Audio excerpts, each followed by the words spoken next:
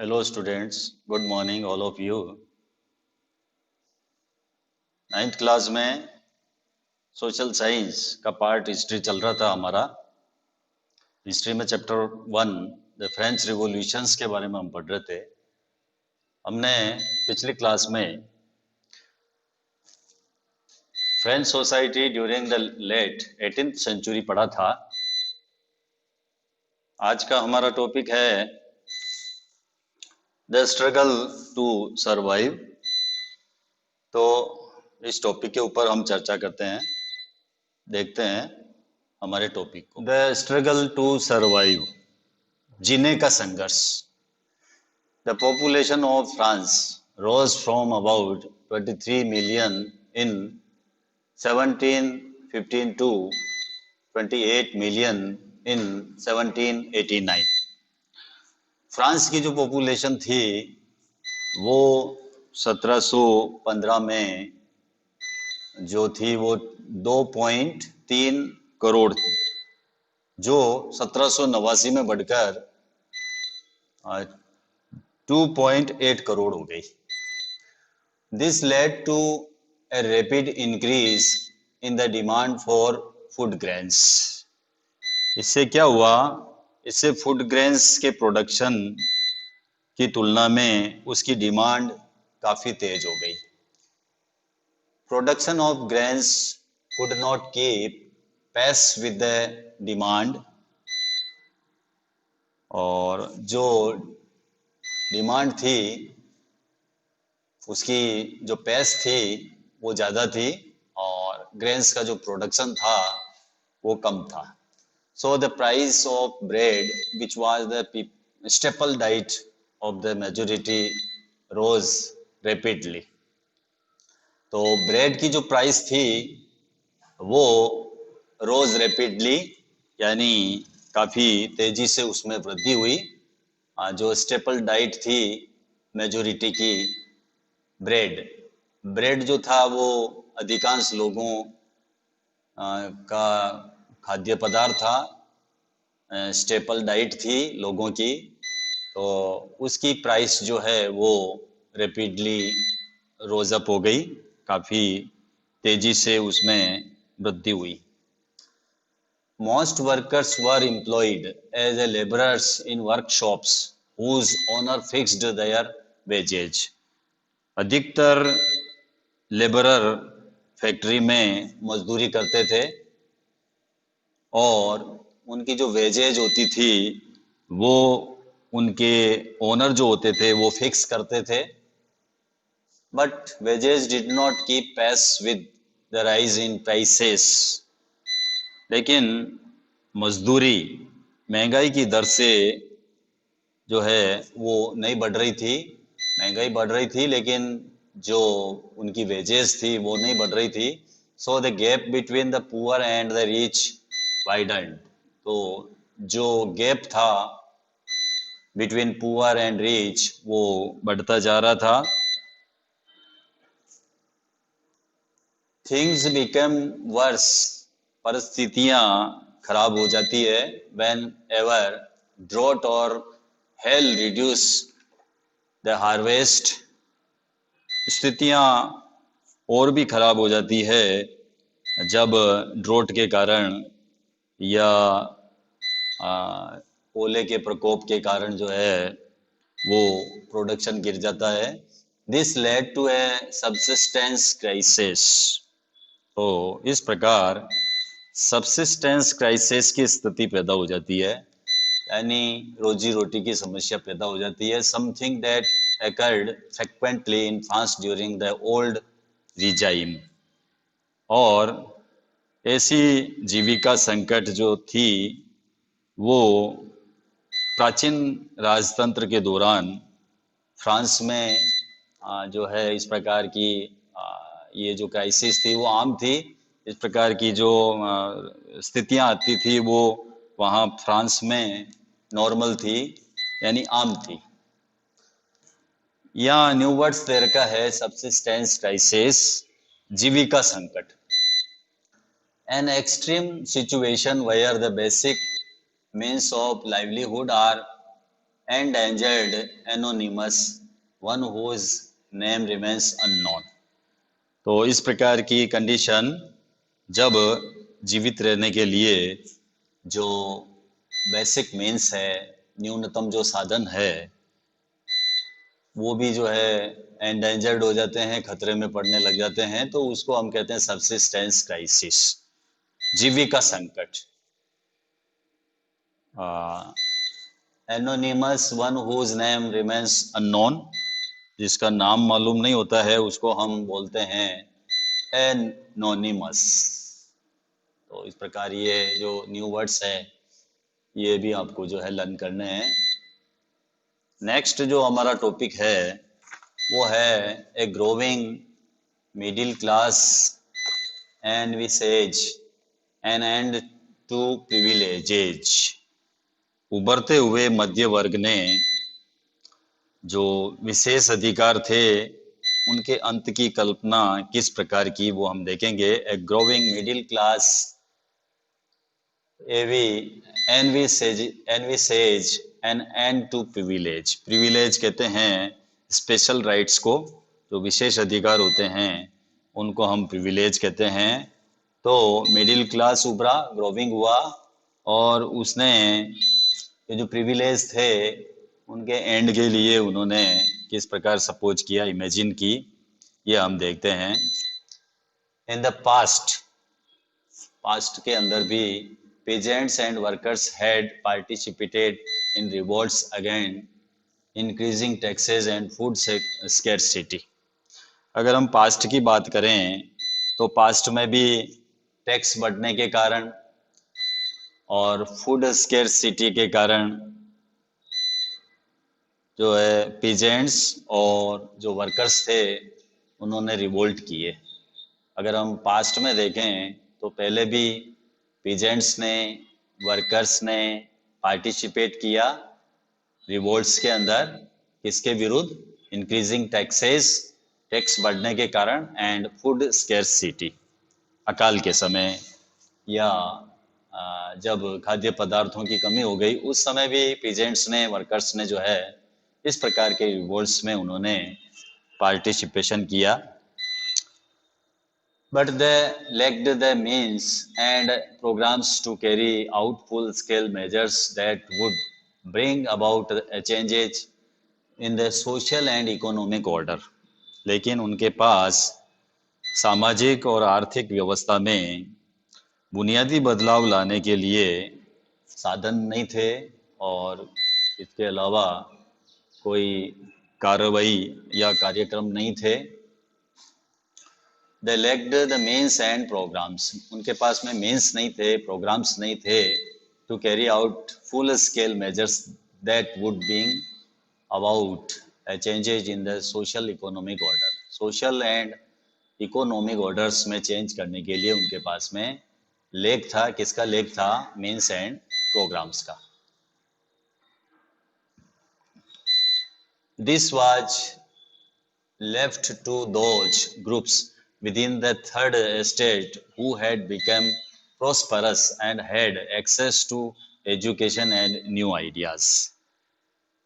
ये रेस्पॉन्सिबिलिटी तीसरे एस्टेट्स के उन समूहों ने उठाई जो प्रोस्परस थे और एजुकेटेड थे, और एजुकेटेड होकर, प्रोस्परस होकर नए विचारों को जो है, न्यू आइडियाज़ को उन्होंने जो है अपना लिया था या उसके संपर्क में वो आ चुके थे। The 18th century witnessed the emergence of social groups।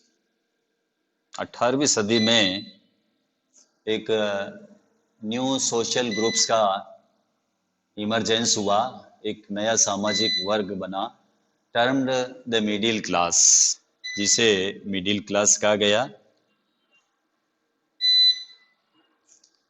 इसने क्या किया? मिडिल क्लास ने who earned their wealth through an expanding overseas trade and from the manufacturer of goods such as woollen and silk textile that were either exported or bought by the richer members of society.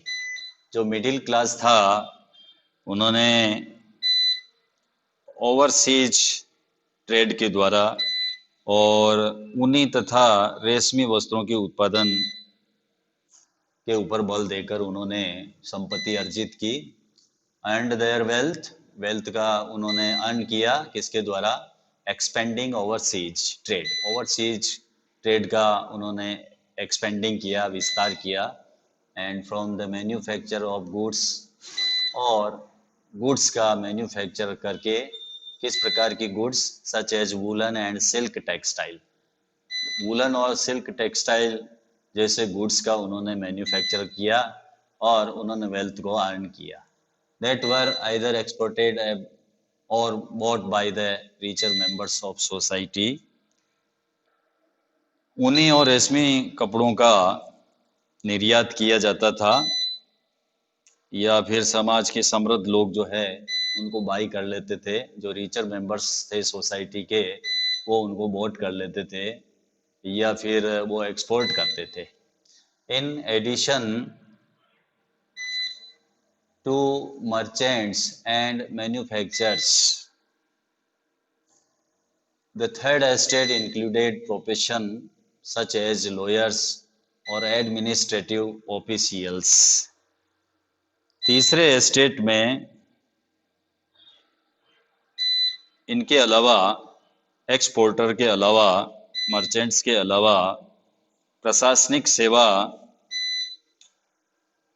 जो administrative officials थे वो भी इसमें शामिल थे, lawyers इसमें शामिल थे थर्ड एस्टेट में। थर्ड एस्टेट्स में जो है मर्चेंट्स और मैन्युफैक्चरर्स के अलावा इसमें इस प्रकार के जो प्रोफेशंस है जैसे लॉयर्स है, एडमिनिस्ट्रेटिव ऑफिशियल्स थे, वो भी थर्ड एस्टेट में इंक्लूड थे। All of these were educated, ये सभी एजुकेटेड थे and believed that no group in society should be privileged by birth, और इनका ये मानना था कि सोसाइटी के किसी भी समृद्ध के पास में प्रिविलेज नहीं होने चाहिए। जो बर्थ के आधार पर जो प्रिविलेज होते हैं वो किसी सोसाइटी या ग्रुप के पास में नहीं होने चाहिए, ये इनके विचार थे, ये ऐसा बिलीव करते थे। Rather a person social position must depend on his merit, इनका क्या मानना था कि किसी भी व्यक्ति की सामाजिक हैसियत का जो आधार है वो उसकी खुद की मेरिट के आधार पर होना चाहिए, मेरिट पर डिपेंड होना चाहिए, उसकी जो योग्यता है उसके आधार पर उसकी सामाजिक हैसियत जो है वो डिपेंड होनी चाहिए। सोशल पोजीशन जो है किसी भी पर्सन्स की वो किस पे डिपेंड होनी चाहिए? ऑन हिज मेरिट, उसकी मेरिट के आधार पर जो है उसकी सोशल पोजीशंस जो है डिपेंड होनी चाहिए। These ideas envisaging a society based on freedom and equal law and opportunities for all, स्वतंत्रता, समान नियम और समान अवसरों के विचार पर आधारित समाज, were put forward by philosophers such as John Locke and Jean-Jacques Rousseau। तो स्वतंत्रता के ऊपर आधारित विचार, समान नियमों के ऊपर या समान अवसरों के जो विचार थे, इसकी परिकल्पना जॉन लॉक और जॉक रूसो जैसे दार्शनिकों ने प्रस्तुत की। In his two treatise of government, Locke sought to refute the doctrine of the divine and absolute right of the monarch। उसने जो है एक रचना लिखी थी टू ट्रीटीज ऑफ गवर्नमेंट, उसमें उसने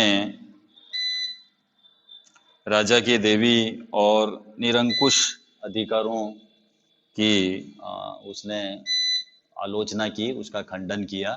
जो उसने जो रचना की थी टू ट्रीटीज ऑफ गवर्नमेंट, लोक ने जो है उसकी जो है समालोचना की, या इस प्रकार के जो सिद्धांत है डिवाइन डॉक्ट्रिन ऑफ डिवाइन और absolute right of the monarch, monarch के जो राजा के देवी और निरंकुश जो अधिकार है उसका उसने खंडन किया, विरोध किया। Rousseau carried the idea forward, और रूसो ने इस आइडिया को आगे ले जाते हुए, आगे बढ़ाते हुए, proposing a form of government based on a social contact between people and their representatives। तो इसी विचार को आगे बढ़ाते हुए जनता और उसके जो रिप्रेजेंटेटिव्स है उसके बीच में एक सामाजिक अनुबंध पर आधारित सरकार का उसने प्रपोजल किया। ऐसी गवर्नमेंट होनी चाहिए जो जनता और उसके जो प्रतिनिधि है उनके बीच में एक सामाजिक अनुबंध हो, सोशल कॉन्टैक्ट हो, social contact between people and their representatives. जिन जो पीपल अपने रिप्रेजेंटेटिव्स को सेलेक्ट करते हैं उनके बीच में सोशल कॉन्टैक्ट होना चाहिए। ये विचार जो है रूसो ने दिया था, इसको रूसो ने जो है आगे बढ़ाया। The spirit of the laws, Montesquieu proposed a division of power within the government between the legislative, the executive and the judiciary। एक और दार्शनिक हुआ था मोंटेस्क्यू, उसने एक रचना लिखी थी the spirit of the laws. The spirit of the laws नामक रचना में उसने क्या बात कही? मोंटेस्क्यू ने जो बात रखी थी वो थी कि सरकार के अंदर जो डिवीज़न होता है पावर का, गवर्नमेंट का जो पावर का डिवीज़न होता है वो किस में होना चाहिए? लेजिस्लेटिव के बीच में, the executive and the judiciary. यानी सरकार के अंदर सत्ता विभाजन जो होना चाहिए, विधायिका, कार्यपालिका और न्यायपालिका में पावर का डिवीज़न होना चाहिए। ये बात किसने कही? मोंटेस्क्यू ने। किस में कही? The spirit of the laws में उसने ये बात बताई थी। This model of government was put into force in the USA after the 13 colonies declared their independence from Britain। और जब यूएसए में 13 जो उपनिवेश थे, 13 उपनिवेशों ने ब्रिटेन से खुद को इंडिपेंडेंस किया था, आज़ाद घोषित कर दिया था, तो वहाँ पर भी इसी मॉडल को जो है अपनाया गया। This model of government was put into force in the USA. USA में इसी मॉडल को वहाँ पर पुट किया गया। कौन सा मॉडल? जो पावर का जो डिवीज़न होता है गवर्नमेंट में, उस मॉडल को यूएसए ने अपनाया था। कब अपनाया था? After the 13 colonies declared their independence from Britain. जो 13 कॉलोनीज थी, जब वो ब्रिटेन से इंडिपेंडेंस हुई तो वहाँ पर इस मॉडल को अपनाया गया।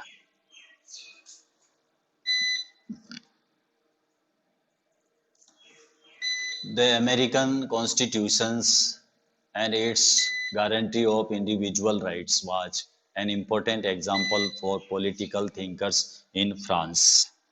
फ्रांस के राजनीतिक जो सुधारक है, राजनीतिक चिंतक है, उनके लिए अमेरिकन कॉन्स्टिट्यूशंस और उसके अंदर जो राइट्स की बात की गई है, गारंटी ऑफ इंडिविजुअल राइट्स, यानी उसमें दी गई व्यक्तिगत अधिकारों की जो गारंटी है वो प्रेरणा का एक महत्वपूर्ण सोर्स है। Example for political thinkers in France. ये फ्रांस के जो थिंकर्स है, पॉलिटिकल थिंकर्स, उन्होंने ये, उनके लिए ये एक महत्वपूर्ण स्रोत थी ये बात। The ideas of these philosophers were discussed intensively in salons and coffee houses and spread among people through books and newspapers. Philosophers के जो ये आइडियाज थे, इन आइडियाज के ऊपर कॉफी हाउसेज में और सैलून की जो गोष्ठियां होती थी उसमें डिबेट हुआ करती थी। पीपल के बीच में जो है इस प्रकार जो है बुक्स और अखबारों के माध्यम से इनका जो है व्यापक प्रचार प्रसार हुआ, स्प्रेड हुआ। These were frequently read aloud in groups for the benefit of those who could not read and write. और इसके अलावा बुक्स को, न्यूज़पेपर्स को फ्रिक्वेंटली रीड अलाउड, जोर जोर से जो है लोगों के बीच में पढ़ा जाता था, ताकि जो रीड और राइट नहीं कर सकते हैं, जो अनपढ़ लोग हैं, वो भी इनके विचारों को सुन सके। इसलिए ये जो विचार थे जो बुक्स में, न्यूज़पेपर्स में जो प्रिंट होते थे, उनको जोर से बोला जाता था समूह के बीच में, ताकि जो अनपढ़ है उनको भी ये बात समझ में आ सके, ये आइडियाज़ जो है उनके भी समझ में आ सके, इसलिए ऐसा किया जाता था। The news that Louis XVI planned to impose further taxes to be able to meet the expenses of the state generated anger and protest against the system of privileges. और इसी समय लुई 16 के द्वारा राज्य के खर्चों को पूरा करने के लिए, एक तो एक्सपेंसेस ऑफ द स्टेट, जो स्टेट के जो एक्सपेंसेस थे उसको पूरा करने के लिए जो है उसने वापस टैक्सेज लगाए जाने की जो खबर थी उससे लोगों में जो है गुस्सा पैदा हो गया। क्यों हो गया? क्योंकि ये जो सिस्टम था प्रिविलेजेज का, उसके ये अगेंस्ट था। तो इस प्रकार जो है राजा ने टैक्स लगाए जाने की खबर से जो है इस प्रकार की जो विशेष अधिकार वाली जो व्यवस्था थी उसके विरुद्ध जो है लोगों में गुस्सा भड़क उठा। नेक्स्ट हम देखते हैं the outbreak of the revolution. क्रांति की शुरुआत किस प्रकार होती है, इसका आउटब्रेक किस प्रकार होता है, वो हम देखते हैं।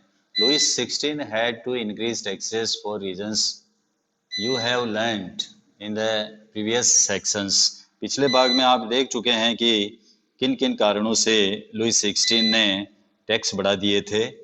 How do you think he could have gone about doing this? और क्या आप ये सोच सकते हो कि उसने ऐसा किस प्रकार किया होगा? क्या आप ये सोच सकते हो? In France of the old regime, the monarch did not have the power to impose taxes according to his will alone. प्राचीन राजतंत्र के तहत फ्रांसीसी सम्राट अपनी मर्जी से कर नहीं लगा सकता था। जो प्राचीन राजतंत्र था उसके अनुसार कोई भी शासक जो है कर नहीं लगा सकता था अपनी मर्जी से। Rather, he had to call a meeting of the Estates General which would then pass his proposals of new taxes. इसके लिए उसे एस्टेट जनरल की बैठक बुलाकर जो नए टैक्स लगाए जाते थे उन पर प्रस्तावों की मंजूरी लेना जरूरी था। The Estate General was a political body to which the three estates sent their representatives. तो एस्टेट जनरल एक राजनीतिक संस्था थी, पॉलिटिकल बॉडी थी, जिसमें तीनों एस्टेट अपने अपने रिप्रेजेंटेटिव भेजते थे। हाउएवर, लेकिन the monarch alone could decide when to call a meeting of this body. लेकिन सम्राट ही ये डिसीजंस करता था कि इस संस्था की बैठक कब बुलाई जाएगी। The last time it was done was in 1614।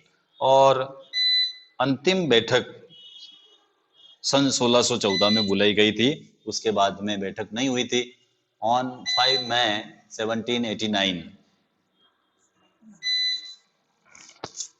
5 मई 1789 को Louis 16 called together an assembly of the Estates General to pass proposal for new taxes. तो सम्राट लुई ने, जो सम्राट 16 था, उसने 5 मई 1789 को नए करों के प्रस्ताव के प्रपोजल के लिए, अनुमोदन के लिए उसने एस्टेट्स जनरल की बैठक बुलाई। Resplendent hall in Versailles was prepared to host the delegates, और जो रिप्रेजेंटेटिव थे उनकी मेजबानी के लिए वर्साई के एक आलीशान भवन को डेलिकेट किया गया, सजाया गया। The first and second estate sent 300 representative each। जो पहला और दूसरा जो एस्टेट था उसने इस बैठक में अपने 300 प्रतिनिधि भेजे, who were seated in rows facing each other on two sides, जो आमने सामने की कतारों में बिठाए गए, आमने सामने दो कतारों में उनको बिठाए गए। while the 600 members of the third estate had to stand at the back। तीसरे एस्टेट के जो 600 रिप्रेजेंटेटिव थे उनके पीछे खड़े किए गए। जो 2 स्टेट्स थे, फर्स्ट और सेकंड, उनको आगे बिठाया गया और उनके पीछे थर्ड स्टेट के जो 600 मेंबर थे उनको उनके पीछे खड़ा किया गया। The third estate was represented by its more prosperous and educated members। तीसरे एस्टेट का प्रतिनिधित्व दूसरे के अपेक्षाकृत समृद्ध और शिक्षित वर्ग कर रहे थे। इसमें एजुकेटेड और प्रोस्परस मेंबर्स थे। Peasants, artisans and women were denied and tried to the assembly। और किसानों, औरतों, आर्टिजन्स को इसमें प्रवेश नहीं कराया गया, उनके लिए प्रवेश वर्जित था। However, फिर भी their grievances and demands were listed in some 40,000 letters which the representatives had brought with them। लगभग 40,000 पत्रों के माध्यम से उनकी जो शिकायतें थी, जो मांगे थी, उनकी सूची बनाई गई जिसे प्रतिनिधि अपने साथ लेकर आए थे। Voting in the estate general in the past had been conducted according to the principle that each state had one vote। पहले जनरल के एस्टेट जनरल के नियमों के अनुसार प्रत्येक वर्ग को जो है एक मत देने का अधिकार था। वन वोट जो है उसको डालने का अधिकार था एस्टेट जनरल के नियमों के अनुसार। This time too, Louis XVI was determined to continue the same practice। इस बार भी लुईस 16 इसी प्रथा का पालन करने के लिए जो है वो तैयार था, दृढ़ प्रतिज्ञ था, डिटरमाइन कर लिया था उसने। तो इसी प्रकार की प्रैक्टिस जो है इसी में होने वाली थी। But members of the third estate demanded that voting now be conducted by the assembly as a whole. लेकिन तीसरे वर्ग के प्रतिनिधियों ने ये डिमांड रखी कि अब की बार जो है पूरी सभा के द्वारा मतदान कराया जाना चाहिए। Where each member would have one vote, जहां प्रत्येक सदस्य को एक मत देने का अधिकार होगा। तो इस प्रकार की मांग जो है तीसरे स्टेट्स के मेंबर्स कर रहे थे कि जो सभी सदस्य है वो इसमें वोट डालें। This was one of the democratic principles put forward by philosophers like Rousseau in his book the social contract. यह एक लोकतांत्रिक सिद्धांत था जिसे उदाहरण के तौर पर रूसो ने अपनी पुस्तक में प्रस्तुत किया था। उसकी पुस्तक थी सोशल कॉन्ट्रैक्ट। इसमें उसने इस सिद्धांत को, इस प्रिंसिपल्स को उसमें उसने बताया था। When the king rejected the proposal, जब किंग ने इस प्रकार के प्रपोजल को रिफ्यूज कर दिया, अस्वीकार कर दिया, members of the third estate walked out of the assembly in protest. तो तीसरे एस्टेट्स के जो प्रतिनिधि थे वो विरोध करते हुए बाहर चले गए, बाहर निकल गए। The representatives of the third estate viewed themselves as a spokesman for the whole French nation। तीसरे एस्टेट के प्रतिनिधि खुद को संपूर्ण फ्रांसीसी राष्ट्र का प्रवक्ता मानते थे। On 20 June, they assembled in the hall of an indoor tennis court in the ground of Versailles। और 20 जून को ये रिप्रेजेंटेटिव्स वर्साई के इंडोर टेनिस कोर्ट में जमा हो गए। जो थर्ड स्टेट्स के जो मेंबर थे वो बाहर निकल गए और 20 जून को वो इकट्ठा हुए। कहाँ इकट्ठा हुए? वर्सेलिस का जो ग्राउंड था, टेनिस कोर्ट का जो ग्राउंड था, वहां पर वो इकट्ठा हुए। उन्होंने क्या किया? They declared themselves as a national assembly. उन्होंने अपने आप को नेशनल असेंबली घोषित कर दिया। And swore not to disperse till they had drafted a constitution for France that would limit the powers of monarch। और शपथ भी ली उन्होंने कि जब तक सम्राट की शक्तियों को कम करने वाला जो कॉन्स्टिट्यूशंस है वो तैयार नहीं किया जाएगा, तब तक असेंबली भंग नहीं होगी। They were led by Mirabeau and एबेशियाज। और उनका नेतृत्व जो किया था, एक तो मिराबू था और एक आबेशिये, उन्होंने इसका लीडरशिप किया। मिराबू was born in a noble family but was convinced of the need to do away with the society of feudal privilege। मिराबू का जन्म जो कुलीन परिवार में हुआ था, लेकिन वो सामंती विशेष अधिकार वाले समाज को ख़त्म करने की ज़रूरत के ऊपर वो सहमत था। Convinced of the need to away with the society of feudal privilege. विशेष अधिकार वाला जो समाज होता है उसको ख़त्म करने की ज़रूरत से वो एग्री था। He brought out a journal and delivered powerful speeches to the crowds assembled at Versailles. और उसने एक पत्रिका निकाली और वर्साई में जो भीड़ इकट्ठी हुई थी उसके सामने जो है पावरफुल स्पीच दिया। Abbe Sieyes, originally a priest, wrote an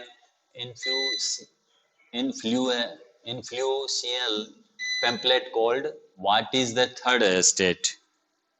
इसके अलावा आबेसिये मूल रूप से एक प्रिस्ट था, पुजारी था। ओरिजिनल रूप से एक वो पुजारी था। उसने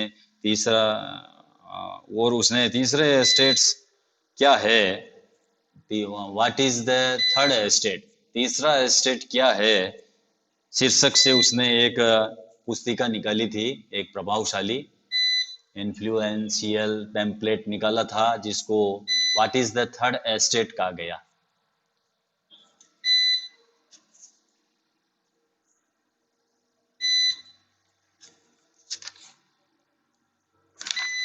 While the National Assembly was busy at Versailles drafting a constitutions, जिस वक्त नेशनल असेंबली कॉन्स्टिट्यूशंस का प्रारूप तैयार करने में व्यस्त थी, the rest of France seated with turmoil।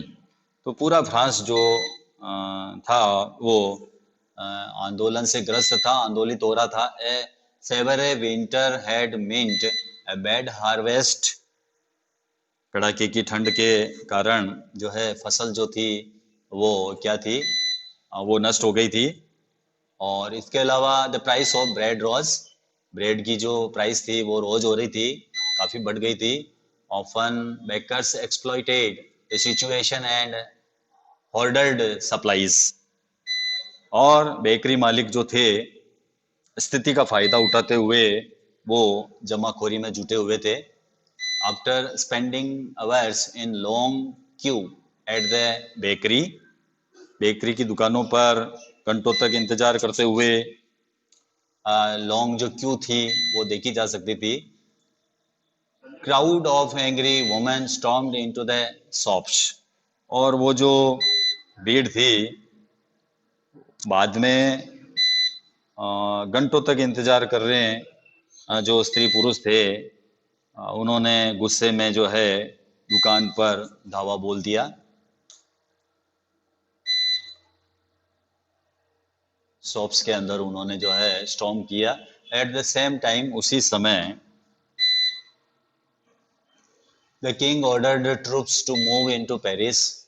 Kings ने ऑर्डर दिया ट्रूप्स को मूव करने के लिए, पेरिस में मूव करने के लिए जो किंग ने ऑर्डर दिया. On 14 July the agitated crowd storm and destroyed the Bastille.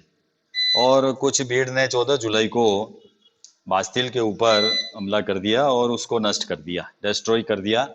In the country side rumors spread from village to village that the lords of the manor had hired bands of brigands who were on their way to destroy the ripe crops. और जो ग्रामीण इलाके थे, जो country sides थे, वहाँ पर गांव-गांव में ये अफवाह फैल गई कि जागीरों के मालिक जागीरों के जो मालिक है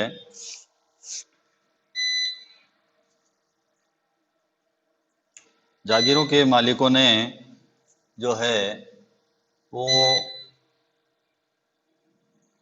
बाड़े पर जो है लुटेरे और उनको बुलाया है और पक्की फसलों को तबाह करने के लिए जो है वो निकल पड़े हैं.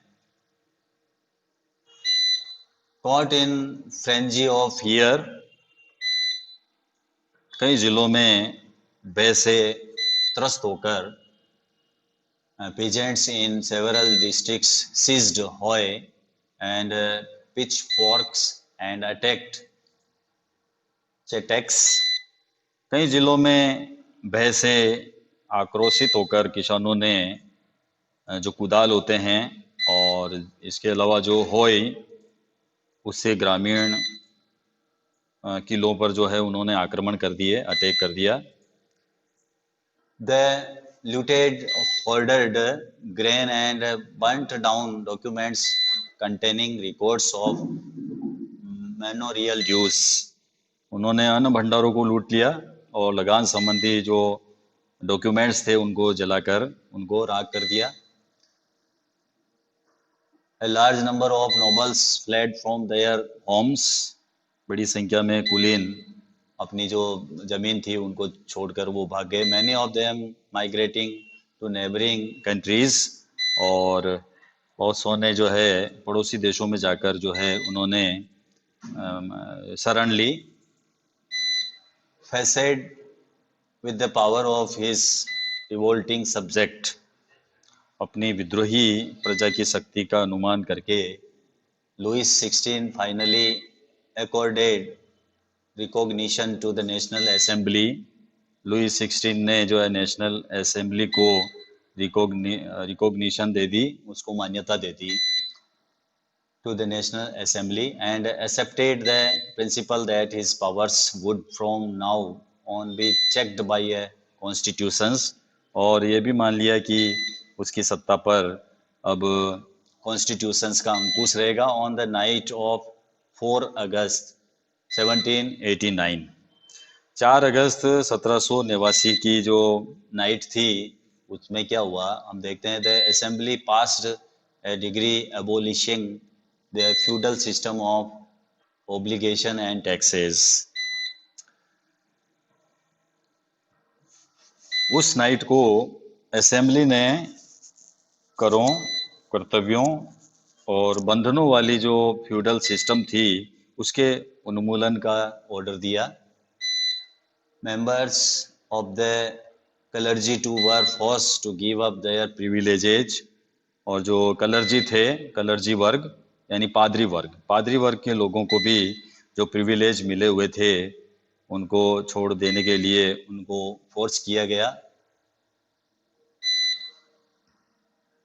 टाइथ्स वर एबोलिश्ड. और जो टाइथ कर था उसको समाप्त कर दिया गया. and lands owned by the church were confiscated, और चर्च के स्वामित्व वाली जो भूमि थी उसको भी कन्फिस्केटेड कर दिया गया, उसको जब्त कर दिया गया। एज ए रिजल्ट इसका परिणाम क्या हुआ?